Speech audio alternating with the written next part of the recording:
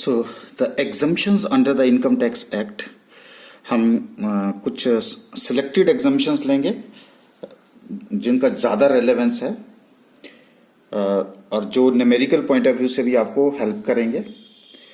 तो ये हमारी एग्जम्पशंस आ जाएंगी इस हेडिंग के अंदर। यहाँ कौन सी सेक्शन इन्वॉल्व है और यहाँ पे हम एक्सप्लेनेशन करेंगे। तो सबसे पहले वाली जो थी हमारी agriculture income under section 10 sub section 1 के अंदर थी। आपकी बुक्स में इसका एक सेपरेट चैप्टर होगा, लेकिन मैंने इसको आपके प्रीवियस लेक्चर में डिस्कस कर दिया है। आप वहां ढूंढने की कोशिश करें, वहां नहीं मिलेगा। आपकी बुक्स में एक सेपरेट चैप्टर होगा, तो वहां पे आपको मिल जाएगा। उसके बाद है receipt by member from Hindu undivided family. ये जो मेंबर की बात है, ये एक इंपॉर्टेंट टर्म है। एक्चुअली ये कुपार्सनर वर्ड है, लेकिन आपको अभी समझ नहीं आएगा कुपार्सनर क्या होता है। अभी आप मेंबर समझेंगे तो फिर हम इसको डिस्कस कर लेंगे। देखिए, सबसे पहले तो आप बात करते हैं हिंदू अनडिवाइडेड फैमिली की, फिर कंसेप्ट जब क्लियर हो जाएगा फिर अब हुआ क्या कि अब आपको पता है कि जब वो कि हिंदू अनडिवाइडेड फैमिली का एक मान लीजिए कि ये इम्पार्टिबल स्टेट है। इम्पार्टिबल स्टेट का मतलब होता है प्रॉपर्टी। ठीक है जी, प्रॉपर्टी लिख देता हूं आपके लिए, दिस इज पार्ट।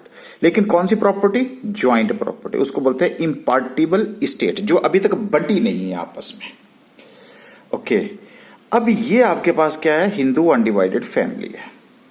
अब हिंदू अनडिवाइडेड फैमिली में ये जितने भी लोग होते हैं बाय बर्थ क्या बन जाते हैं? मेंबर। ये भी मैंने लिख दिया मेंबर, ये भी लिख दिया मैंने मेंबर। ठीक है जी, ये ए मेंबर है, बी मेंबर है, सी मेंबर है, डी मेंबर है। अच्छा, मेंबर तो कोई भी बन जाएगा फैमिली का। लेकिन अब इसमें क्या है कि अब हुआ क्या यहां पे? सबसे पहले तो मैं ये बात करता हूं, ये जो ज्वाइंट प्रॉपर्टी है, मान लीजिए कि एक प्रॉपर्टी है जिससे क्या आ रहा है? किराया आ रहा है। ठीक, अब मान लीजिए कि 40,000 रुपए किराया आ रहा है। ये जो 40,000 रुपए किराया है, ये चारों में बांट दिया। मान लीजिए 10,000 इसको दे दिया, 10,000 इसको दे दिया, 10,000 इसको दे दिया और 10,000 इसको दे दिया। तो क्या होगा? हिंदू अनडिवाइडेड फैमिली हमने डिस्कस किया था कि ये एक एसएससी, ये पर्सन की डेफिनेशन में आती है। अगर पर्सन की डेफिनेशन में आती है तो ये भी अपनी इनकम टैक्स रिटर्न फाइल करेगी, और जो मेंबर हैं वो एज एन इंडिविजुअल अपनी रिटर्न फाइल करेंगे। ठीक है जी, अगर ये रिटर्न फाइल करेंगे तो 40,000 के ऊपर ये रिटर्न फाइल करेगा, 10-10 हजार जो इनको बांटा गया ये इसके ऊपर अपनी रिटर्न फाइल करेंगे। जब रिटर्न फाइल करेंगे तो ये अपनी इनकम में ऐड करेगा, ये 10,000 अपनी इनकम में ऐड करेगा। तो क्या होगा? डबल टैक्सेशन होगा कि नहीं होगा? तो ये भी टैक्स दे देगा और एज एन इंडिविजुअल ये भी टैक्स दे देंगे। तो ये जो प्रैक्टिस की गई है, ये प्रैक्टिस इसलिए की गई है just to avoid the double taxation. और आपको पता है इनकम टैक्स में हमने पहले चैप्टर में लेक्चर में डिस्कस किया था कि डबल टैक्सेशन नहीं होती। तो इस चीज को अवॉइड करने के लिए तो मैं यहां पे इसको थोड़ा सा लिख रहा हूं कि एनी सम रिसीव्ड। तो यहां पे अंडरलाइन करने वाली बात क्या है? Any sum received by an individual as a member of Hindu undivided family. ठीक है, और यहां पे इंडिविजुअल आ गया और member of Hindu undivided, member है, मेंबर ये इंपॉर्टेंट है। Individual out of the income of the family, और किसमें से दी जा रही है? Has been paid as a member of Hindu undivided family where such sum has been paid out of the income of the family, out of the income of family। तो जो मैंने आपसे इम्पार्टिबल स्टेट की बात कहते हैं। अब ये जो स्टेट है, ये बताइए ये किसको बिलोंग करती है? ये हिंदू अनडिवाइडेड फैमिली को बिलोंग करती है। इससे जो इनकम मिल रही है वो किस में बांटी जा रही है? इंडिविजुअल के बीच में बांटी जा रही है। अब यहां पे जो इंपॉर्टेंट पॉइंट्स हैं वो मैं अब आपको डिस्कस करता हूं। तो देखिए, सबसे पहले तो क्वेश्चन अराइज होता है कि ये जो एग्जम्पशन है वो कितने की मिलेगी और किसको मिलेगी? तो सबसे पहले क्या हुआ, एग्जम्पशन के लिए क्या होना चाहिए, इंडिविजुअल होना चाहिए, पहली कंडीशन ये होगी। दूसरा क्या होना चाहिए, मेंबर ऑफ हिंदू और डिवाइडेड फैमिली होना चाहिए, दूसरी बातें ये हो गई। और तीसरी बात क्या हो गई, जो इनकम है वो किस में से होनी चाहिए, फैमिली की इनकम में से होनी चाहिए। यहां तक बात क्लियर है।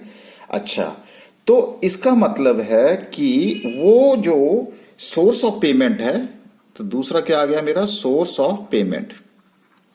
Source of payment, source of payment क्या होनी चाहिए, इनकम ऑफ द HUF।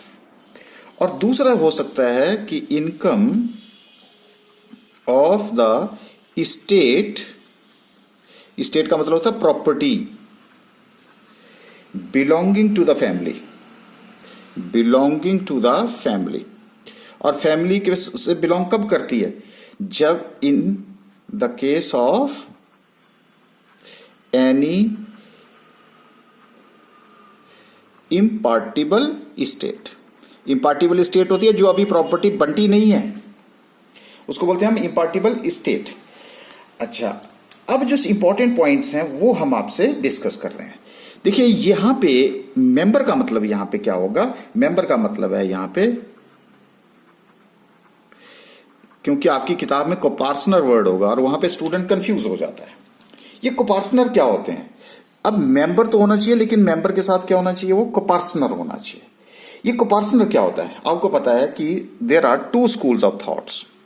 एक स्कूल ऑफ थॉट है आपका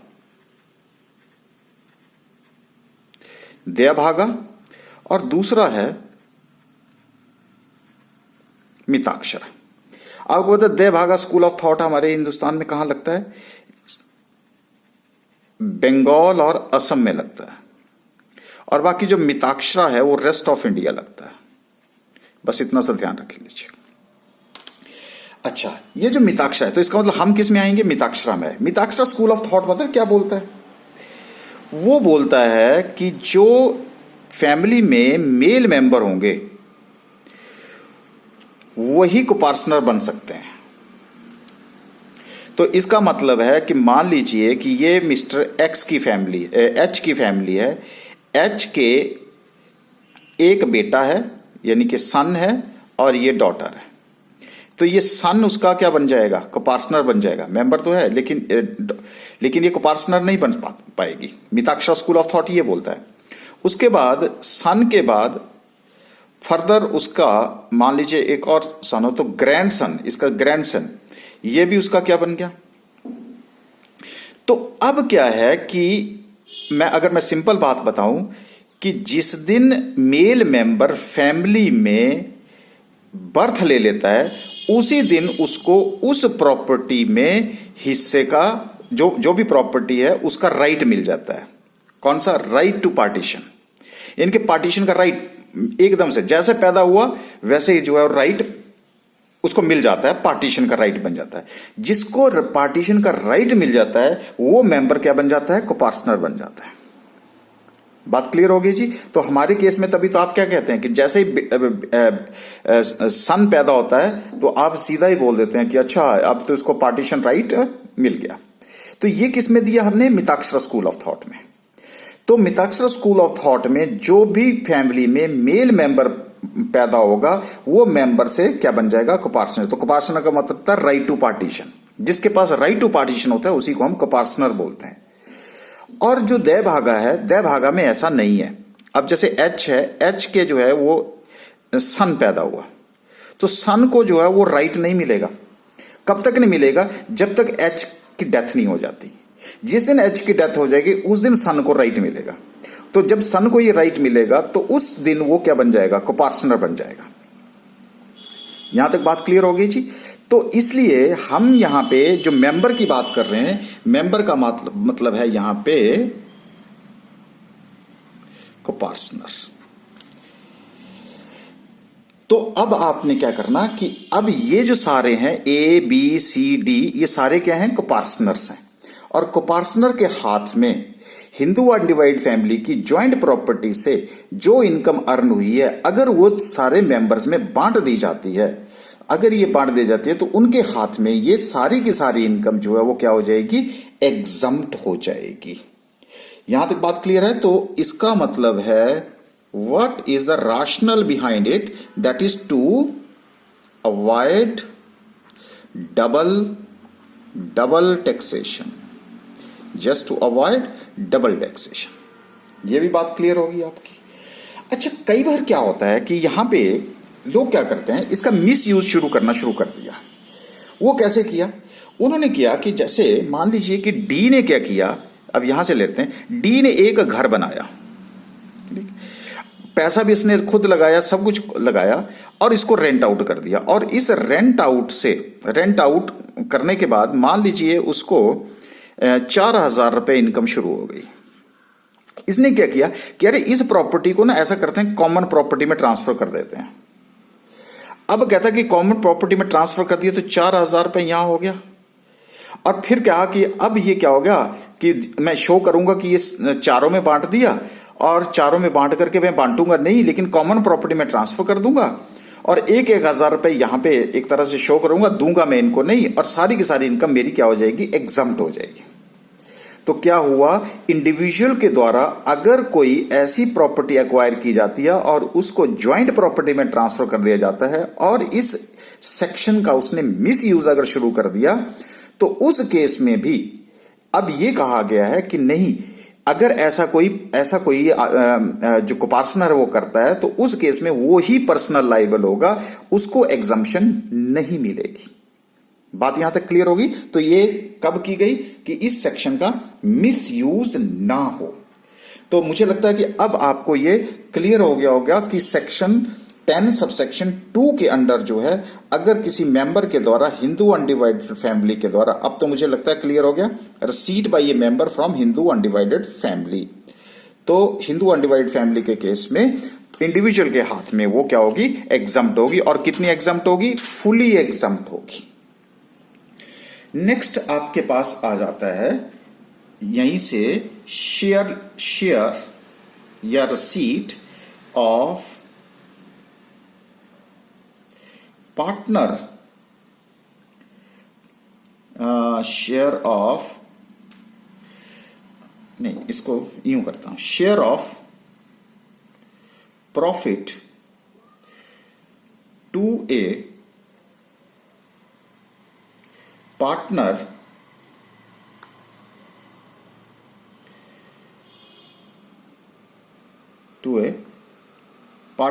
of member of a firm,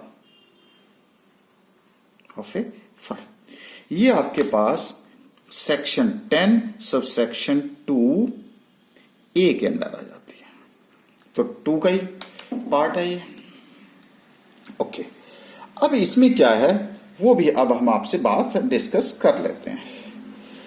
अच्छा, देखिए यहां पे जब भी हम डिस्कशन करते हैं कि share of the profit to a partner of firm, तो यहां पे सबसे पहले तो क्वेश्चन राइज मेरे मन में ये कि फर्म क्या होती है, व्हाट इज फर्म। अच्छा, व्हाट इज पार्टनर, पार्टनरशिप, इन तीनों में क्या डिफरेंस है? सर डिफरेंस क्या है? जब पार्टनर्स, अब जैसे मान लीजिए कि ए है, बी है और सी है, ये अलग अलग हैं। इन्होंने क्या किया कि एक एग्रीमेंट साइन कर लिया, या बिना एग्रीमेंट के जो है वो चल पड़े जब, और उन्होंने कहा कि ठीक है हम एक बिजनेस स्टार्ट करते हैं, और उसको ये क्या पार्टनरशिप में बिजनेस स्टार्ट करते हैं, तो पार्टनरशिप बन गई। लेकिन जब उन्होंने कहा कि हम एबीसी लिमिटेड करके जो है वो एक फर्म बनाएंगे, एबीसी लिमिटेड के नाम के अंदर जो है हम काम करना शुरू करेंगे, तो क्या हुआ, एबीसी लिमिटेड फर्म बन गई, और ए प्लस बी प्लस सी ये आपके पार्टनरशिप हो गई, और ए और बी जो इंडिविजुअल ये पार्टनर हो गए। तो फर्म जो है वो पार्टनरशिप का जो बिजनेस जब जिस नाम से वो चलता है उसी को हम क्या बोलते हैं, फर्म बोलते हैं। अच्छा, अब क्या हुआ यहां पे कि इसमें मैं आपको एक और बात शेयर करना चाहूंगा कि दो तरह की फर्म्स होती हैं। और वो जो दो तरह की फर्म्स हैं वो कौन कौन सी फर्म्स हमारे पास होती हैं, आपने पार्टनरशिप फर्म में भी पढ़ा होगा, लेकिन फिर भी मैं आपके साथ शेयर करना चाहता हूं। एक होती है फर्म असेस्ड एज फर्म, या एज सच भी बोलते हैं, और एक होती है दूसरी फर्म आपके पास क्या होती है, जो हम firm assessed as association of, firm is, ठीक है जी। तो एक हमारे पास फर्म कौन सी आ गई, firm assessed as a firm, और दूसरी मेरे पास जो आ जाती है वो फर्म असेस्ड एज सच, जिसको बोल सकते हैं। ओके, अब इसको ना मैं यूं लिख देता हूं, फर्म असेस्ड एज फर्म, ठीक है जी। शेयर ऑफ द इनकम, तो हम जो बात यहां पे कर रहे हैं वो firm assessed as a firm की बात करेंगे। अच्छा, इन दोनों के बीच में जो है वो क्या डिफरेंस होता है, और एक मैंने बताया firm assessed as association of person, ये मैंने लिखा ही नहीं है, firm assessed as association of person, दो तरह की फर्म आपके पास यहां पे होंगी।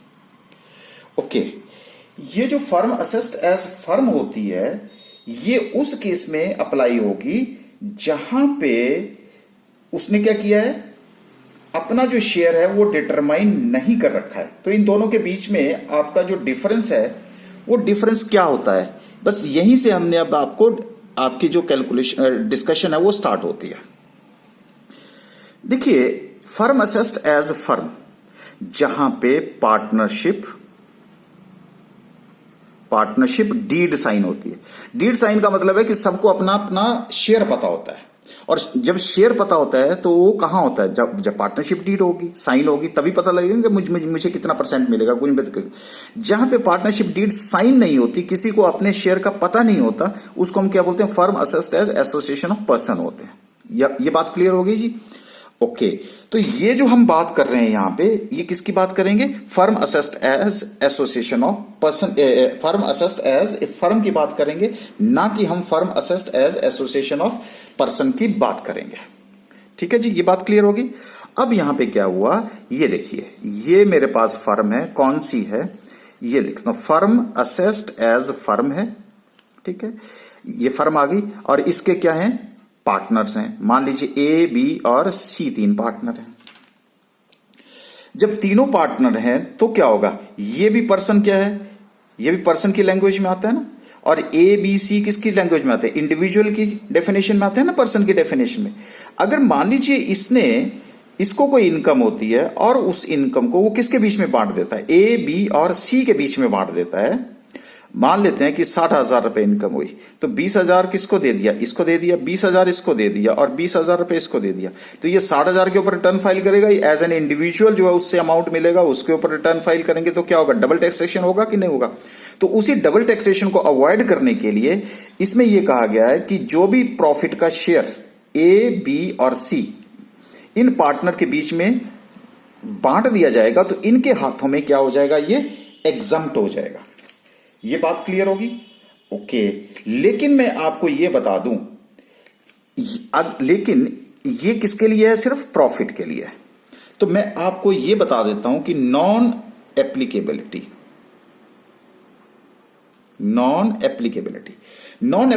का मतलब क्या हुआ। अब कई बार हम क्या करते हैं कि पार्टनर्स को क्या देते हैं, पार्टनर्स को जी देखो प्रॉफिट चाहिए यहां पे, लेकिन हम कई बार उसको ना नाम से दे देते हैं कि जी इसको दे दो आप इंटरेस्ट, इसको आप दे दो सैलरी, इसको दे दो आप बोनस, इसको दे दो आप कमीशन, ठीक है, और इसको दे दो आप रेमुनरेशन। ध्यान से देखिएगा, ये अगर ये वाले वर्ड्स हैं जो कि उसकी स्पेसिफिक सर्विसेज के बदले में उसको दिए जा रहे हैं, तो ये वाला अमाउंट के ऊपर एग्जम्पशन नहीं मिलेगी। बात क्लियर होगी जी। तो इसका मतलब सिर्फ किसके ऊपर होगी? प्रॉफिट के ऊपर, जो प्रॉफिट बांटा जाएगा। तो इसके लिए क्या है कि हमारा जो फार्मूला जनरली यूज किया जाता है फार्मूला, उसके लिए हम कैसे कैलकुलेशन करते हैं तो मैं आपका वो भी बता देता हूं। तो शेयर कैसे कैलकुलेट करते हैं, तो यहां लिख देता हूं share in the total income. अब तो आपको पता है टोटल इनकम टैक्सेबल है, total income of the firm, और आपको फर्म का भी पता है, is equal to total, is equal to, red से लिखता हूं, total income of the firm into share of partner in the profit, share of partner in the profit of the firm, profit of the firm as per, आपको याद है क्या बोला था मैंने? Partnership deed, as per partnership deed. ठीक है जी, इनको डिवाइड मल्टीप्लाई करने के बाद क्या कर देंगे, दोनों को डिवाइड कर देंगे, और वो किससे करेंगे? Total profit of firm.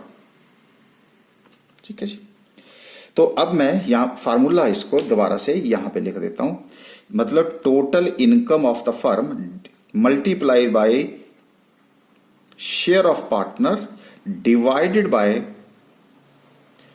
Total profit of the firm, of the firm.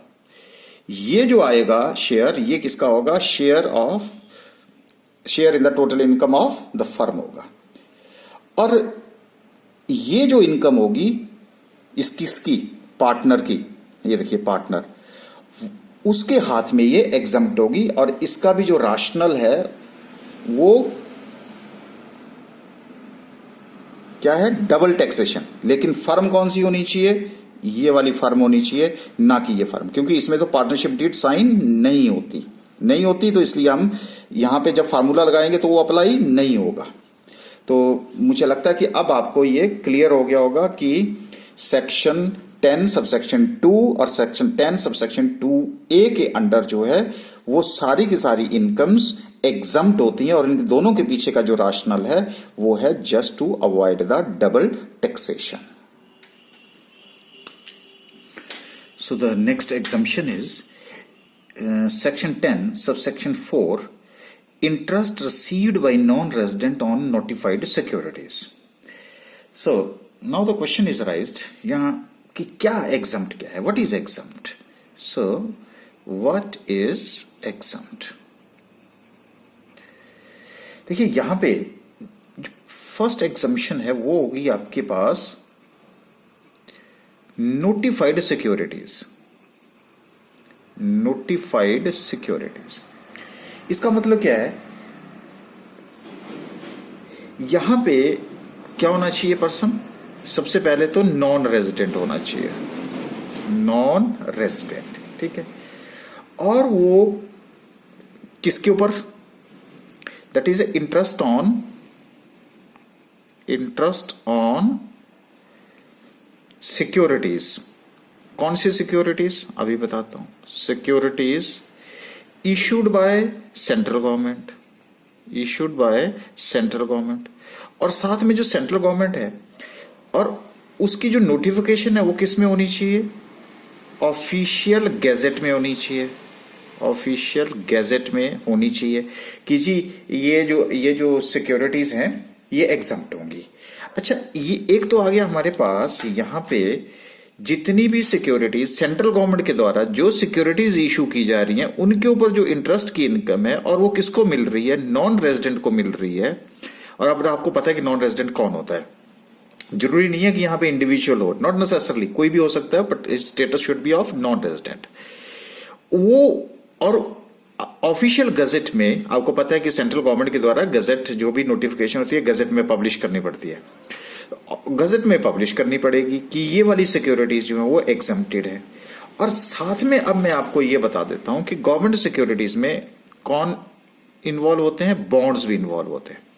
जब बॉन्ड्स हैं तो बॉन्ड्स को हम क्या करते हैं, रिडीम करते हैं, ठीक है जी। अच्छा, जब हम रिडम्पशन करते हैं तो कई बार हम रिडम्पशन के टाइम में सेंट्रल गवर्नमेंट क्या देती है, प्रीमियम देती है, और जो प्रीमियम है वो नॉन रेजिडेंट की क्या होती है, इनकम होती है।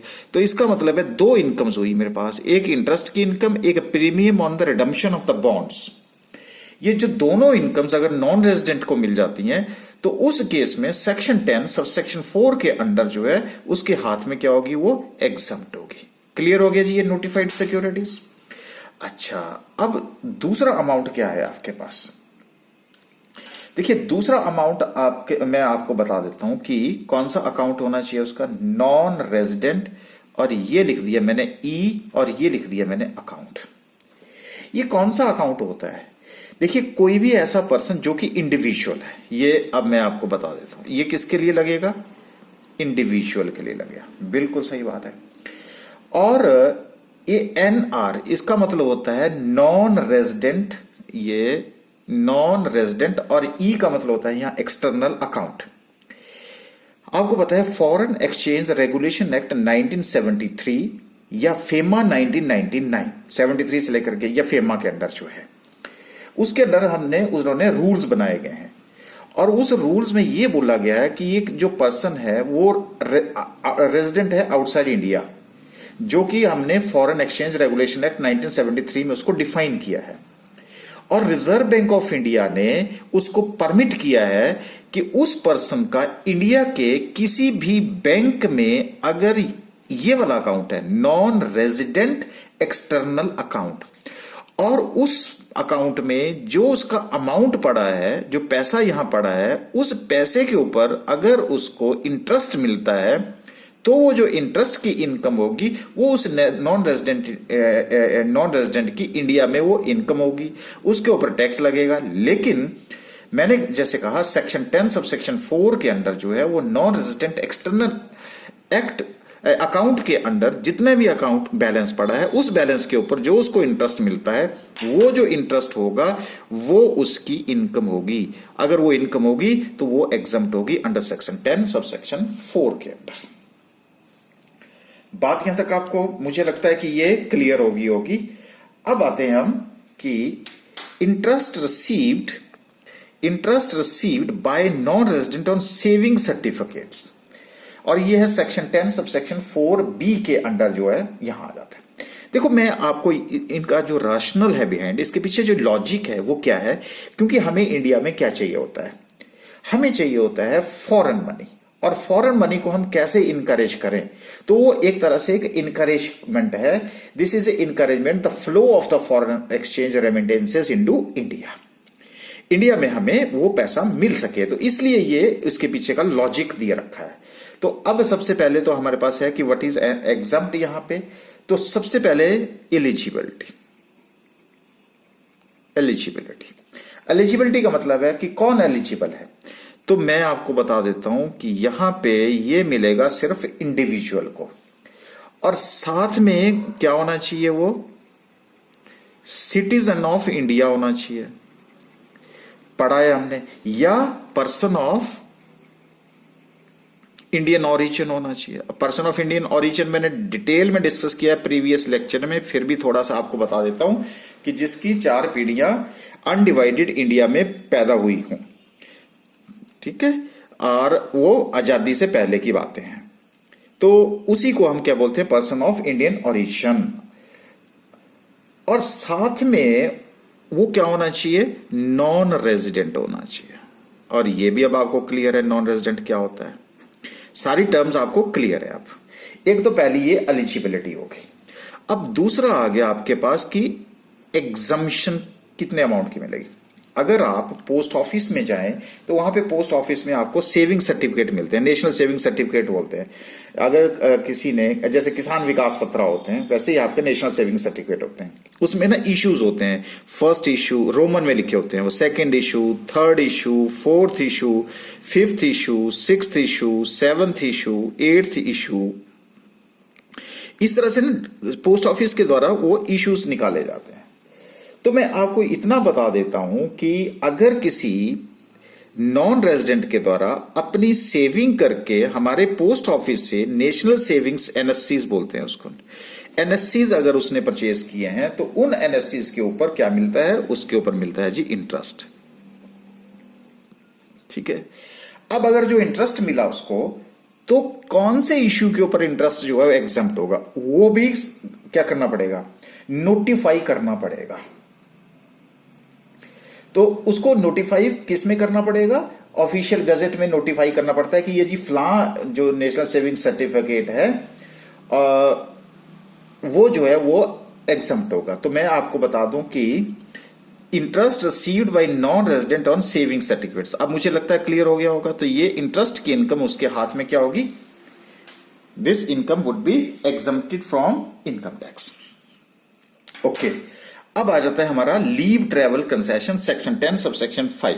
देखिए यहां वेस्टेज ऑफ टाइम होगी, तो इसको हम क्या करेंगे, और यहां आपको ये बात समझ नहीं आएगी, तो हम इसको सैलरी, जब हम सैलरी के लेक्चर डिस्कस करेंगे तो वहां डिस्कस इसको करेंगे। तो हम ये कह देते हैं कि we will discuss it in case whenever we will deliver the lecture in salary, और वहां आपको तभी ये समझ आएगा, अदरवाइज यहां समझ नहीं आएगा। तो later we will discuss it.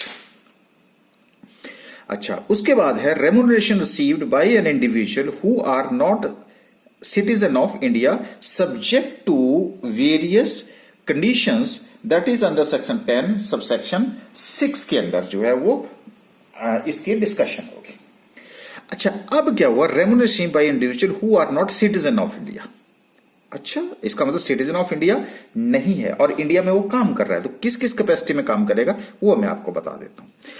इसका मतलब है कि remuneration received bye officials of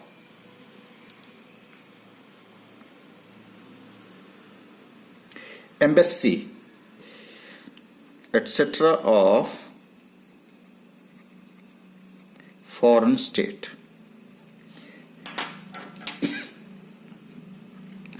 तो यहां पे मैं जो मैं अंडरलाइन कर रहा हूं, एक तो रेम्युनरेशन बोल रहा हूं और दूसरा बोल रहा हूं ऑफिशियल और तीसरा बोल रहा हूं embassy of the foreign state.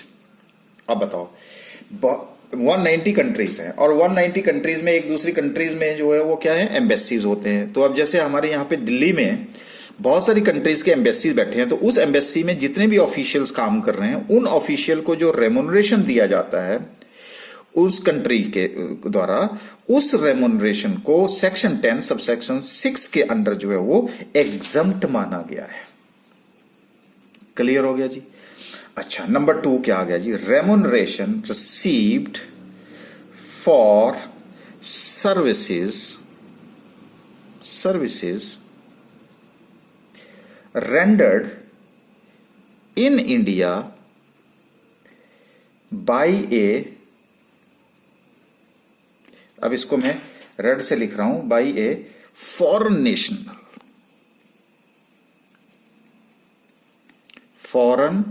national employed by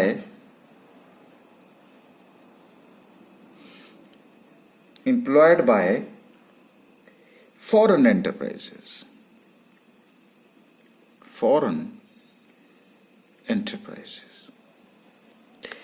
तो अब क्या हुआ कि एक जो फॉरेन नेशन है, बाहर की जो स्टेट है, उसके द्वारा कोई फॉरेन का एंटरप्राइजेस है, वो इंडिया में अपनी सर्विसेज रेंडर कर रहा है और जिसके बदले में उसको क्या मिल रहा है, रेम्युनरेशन मिल रहा है। तो वो भी रेम्युनरेशन अंडर सेक्शन 10 सबसेक्शन 6 क्या होगा, एग्जम्प्ट होगा।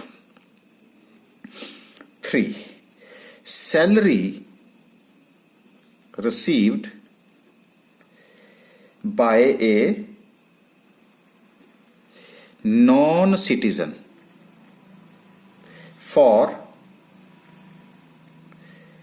services rendered in connection with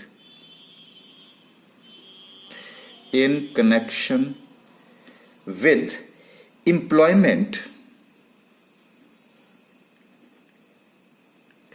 in foreign ship. लो जी, अब मैं यहां पे जो अंडरलाइन कर रहा हूं वो है कनेक्शन विद द एम्प्लॉयमेंट, और दूसरा कर रहा हूं मैं फॉरेन शिप।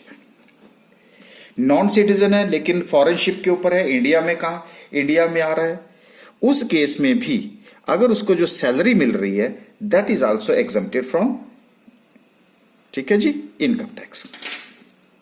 अच्छा, अब मैं फोर्थ इंक्रोचमेंट कर रहा हूं, यहां पे यहां लिख रहा हूं इसी का पार्ट। फोर्थ में क्या होगा, remuneration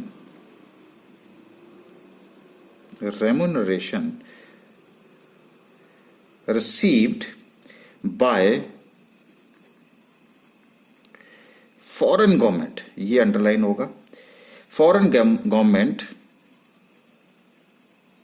employees during their stay in India,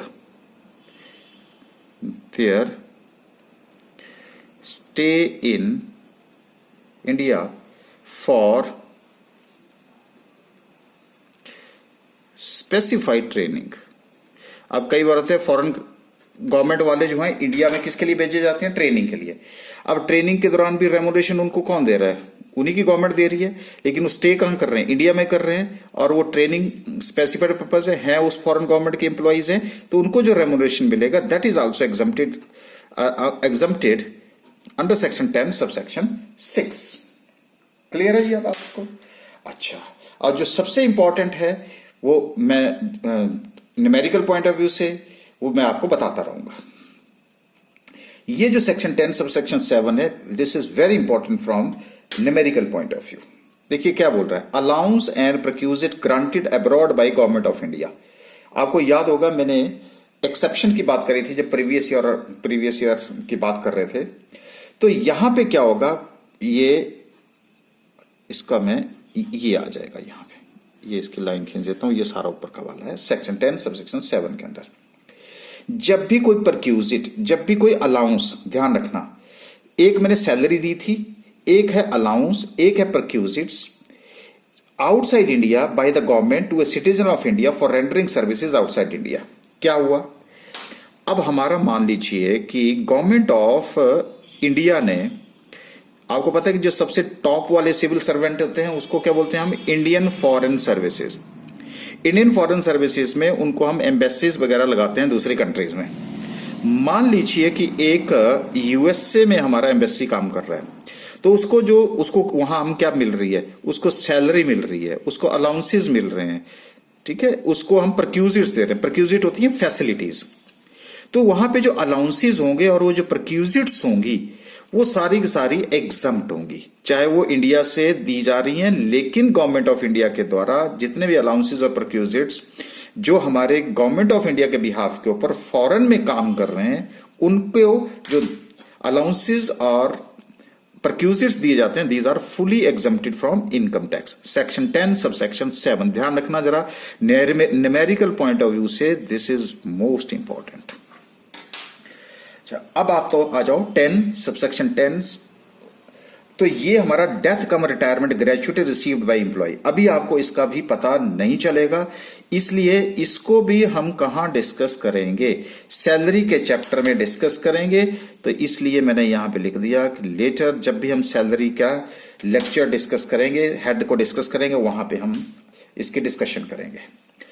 ये डेथ कम रिटायरमेंट ग्रेचुइटी का मतलब ये एक्चुअली क्या होता है कि जब इंप्लॉय रिटायर होता है या उसकी डेथ हो जाती है तो उस टाइम उसको एक थैंक्स किया जाता है, क्योंकि ग्रेचुइटी वर्ड ग्रेटिट्यूड से आया है और ग्रेटिट्यूड का मतलब होता है थैंकफुल। और थैंकफुल जो है हम वैसे दो वर्ड नहीं लिख सकते, तो उसके बदले में उसको हम कुछ रेमुनरेशन, उसको कुछ पैसा देते हैं, उसी को हम बोलते हैं डेथ कम रिटायरमेंट ग्रेचुइटी। तो हम उसको लेटर, मैंने वैसे आपको बता दिया कि कहां पे कौन सा डिस्कस होगा, तो that time we will discuss.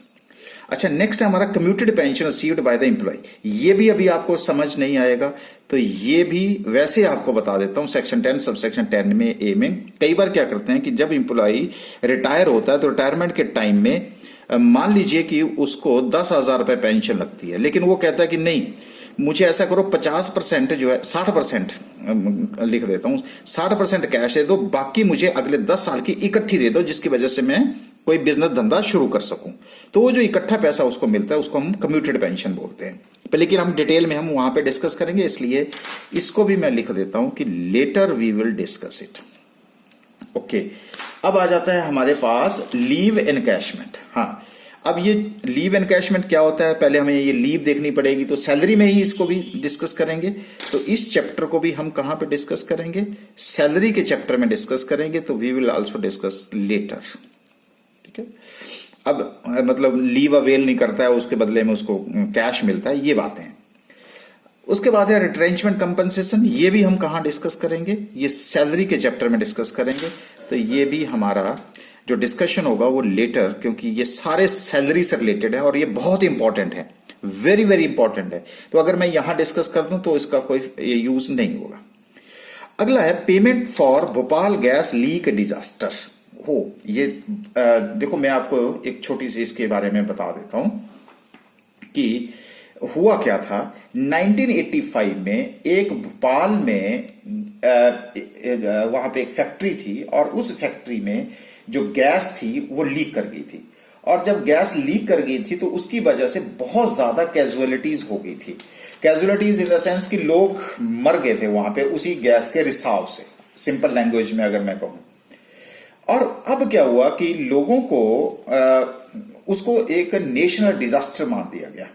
जब नेशनल डिजास्टर मान लिया गया तब बोलते हैं payment for Bhopal gas leak disaster. अब मैं आपको बता देता हूं, उसके लिए फिर एक एक्ट बना था और वो एक्ट बना था भोपाल गैस लीक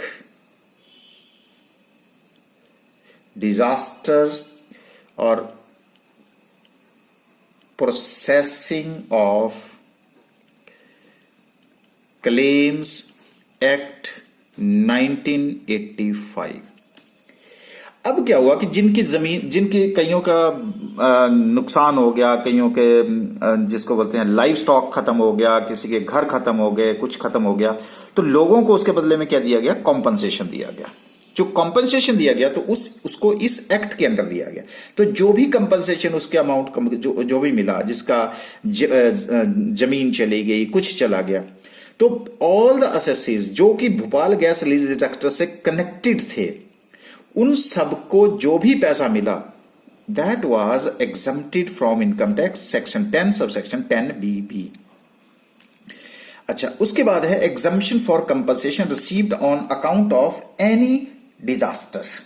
अब देखिए, अब एनी डिजास्टर का मतलब क्या है। अब आपके पास चाहे तूफान आए, ठीक है, कई बार हमें तूफान आता है, कई बार अर्थक्वेक आता है, तो ये सारे किसके अंदर आ जाते हैं, डिजास्टर के अंदर आ जाते हैं।